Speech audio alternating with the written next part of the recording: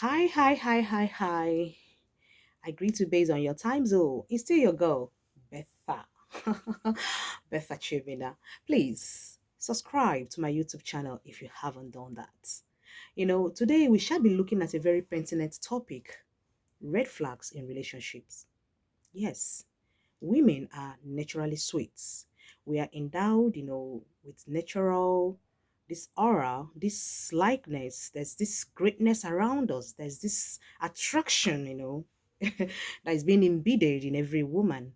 But if we don't take time to watch one or two of the two characters we do, consciously or unconsciously, it's kind of, that sweetness around us. It's doesn't really allow that Fanta sweet taste to come out. So that's what we shall be looking at today. What are those things that we do consciously or even sometimes unconsciously that actually turn off our men in our relationships, in our homes, our husbands? You know, the first one I want to talk about is having an obsession with social media. When you are so obsessed with your phone, you are so obsessed with television, you know, even to the extent that your husband comes back from work, you won't even give him time to, ask, honey, how was your day? How did it go? And all that.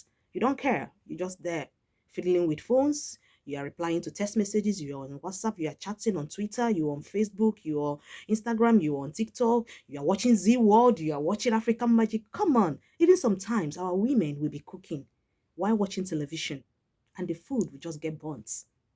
An obsession is a turn-off. If that man doesn't complain, maybe for the sake of peace, or he doesn't want much drama in his home, doesn't mean he's tolerating it or he's liking it. So please, let's try to work on that. When you are so obsessed with your social media, is a turn-off on your relationship. It turns your man off. Second one I want to look at is datiness. Like seriously, some women can be very dating.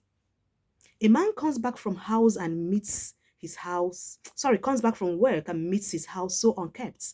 What do you think? Actually, for house help, for housewives, even when you are a working class lady, still there should be you make a time to clean up the house. As you are cleaning up the house, you're also taking good care of yourself. You look good. You don't just dress anyhow, look so shabbily, so tattered, all in the name of I am married. Sister girl, is a turn off. It is. So please, let's try to work on that. Try to keep clean. Your body should be clean. Your food should be clean.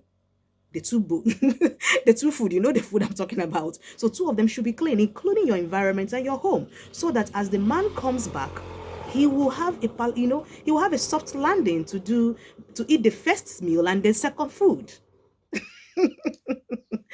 Okay. Now another thing that we usually do that is a turn off in our relationship is having this I owe him mentality. Of course, he's your man, he's your husband, no doubt about that.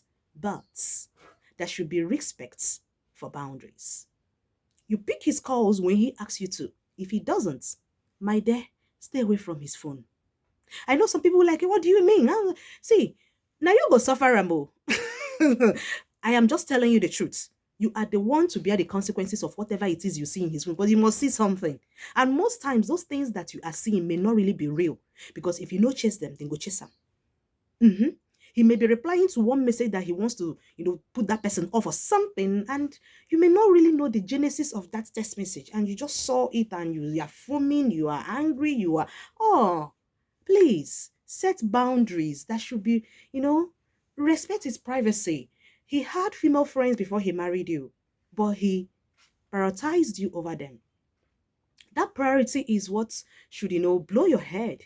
He gives you attention, care, affection, What else are you looking for? Okay? Stay away from his phone. It's a turn off. Allow him. Even if there's need for you to pick his phone, don't go into that privacy of who he has called, who has tested him. Does he have any appointments? Oh, please, sister girl, you are the one to suffer it. Heart attack, where go do you at the sight of all those nonsense? You know, go like him. So stay clear. Stay away. The next one we need to look at that is, when you have this habit of being unnecessarily secretive, you are always hiding things away from him. I wonder why you have to hide things away from your man. Sometimes some women will even channel whatever it is, that strength, to their children. You see them discussing anything they want to do. They will go and gather their children, especially those people that have grown children, discuss with their children, and they will just leave the man out of it. It's a turn off. Believe me, men don't like that. That man was your first love and should continue to be your first love. So you should, he two has become one. You guys are one. You share things in common. If you feel you can't trust him enough, then something is wrong with that marriage. Something is wrong with that relationship.